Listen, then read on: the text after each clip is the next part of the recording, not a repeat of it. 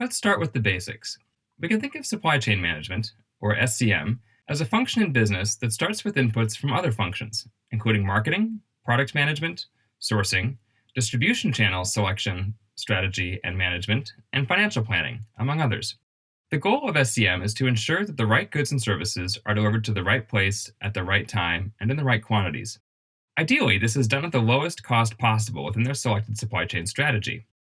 Let's take a look at two products and how their supply chain strategy differs: canned soup and phones. Commodity industries, like canned soup, have such low margins that cost and efficiency are their primary drivers. For high margin industries with evolving supply and demand information, like smartphones, speed and agility are key. These approaches show that lowest possible cost is a relative term, and cost isn't always the most important objective. Supply chain management is often used as an umbrella term, referring to military logistics, today's multimodal commercial logistics, and the more manufacturing and service industry specific field of operations management. Consequently, SCM involves coordinating more than just the movement and transformation of raw materials into physical goods.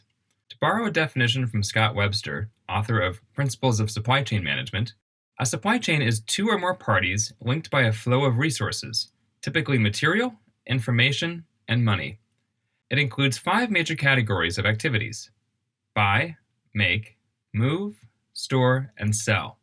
You can see how many parts of a typical company those activities touch.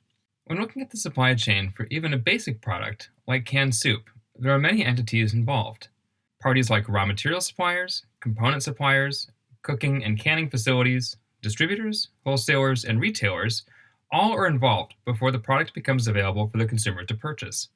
Each of these relationships involves a flow of material, information, and money.